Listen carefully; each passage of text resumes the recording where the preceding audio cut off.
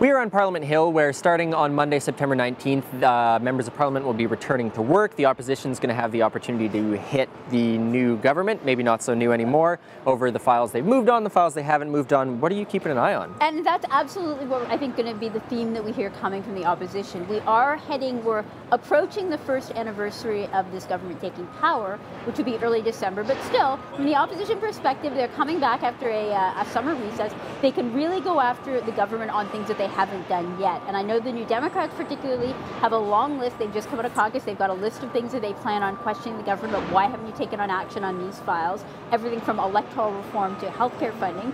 On the Conservative side, there you got an interesting thing happening, because their leadership race is taking off to the point where I think it's going to start to almost dominate the caucus. The attention the caucus is getting even in Ottawa, which means it's going to take, Rona Evers is going to have her work cut out for trying to keep the politics and the opposition job in front, while the leadership race gets more interesting behind the scenes. So that's going to be something to watch as well. I'll also be curious to see, frankly, how much we see of Justin Trudeau in the House next week, because he has a New York trip, yes, which is going to keep him out of the House on Monday, possibly Tuesday, and he's also going to be escorting royals at some point a little later on. So not totally clear even how much of an opportunity the opposition parties will get to go after Trudeau on these issues, but that won't stop them from trying. And one of the things that I'm going to be watching certainly is the Bill C-51 stuff. I mean, we had movement on a lot of files over the summer, missing and murdered Indigenous women being the main one. I would say that really got underway. But Bill C-51, it's been pretty quiet, and there were some pretty big promises made by the Liberals in the last election. Yeah, and I mean, they have announced the review that they're going to be doing, the consultations.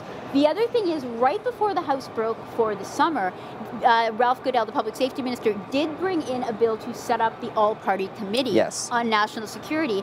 I gotta think that if they're able to get that through with some cooperation, which is a very big if, that would give them, at least to be able to point to what was actually one of the major problems they had with C-51 in the legislation, was the fact that there wasn't that increased oversight. If they were able to get that through, it might help them out on that argument. And obviously, caucus meetings and things like that, as you said, the Conservatives, tied up in their own leadership thing, and to some extent the New Democrats as well. But I expect people to be coming back, fairly energized. There's been sort of the MP or minister expense scandals to some extent over the summer, and so there'll be a little bit of fire in the belly of the opposition. Absolutely. For the opposition parties, those first couple of days back really give them that chance to go after the government on a whole list of things that have broken over the summer.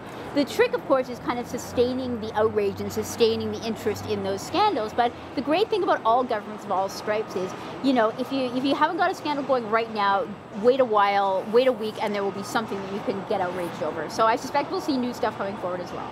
An iron rule of politics, I'd say. Follow along on OttawaToCitizen.com. We will be watching all of this closely. This has been This Week in Politics on the Hill.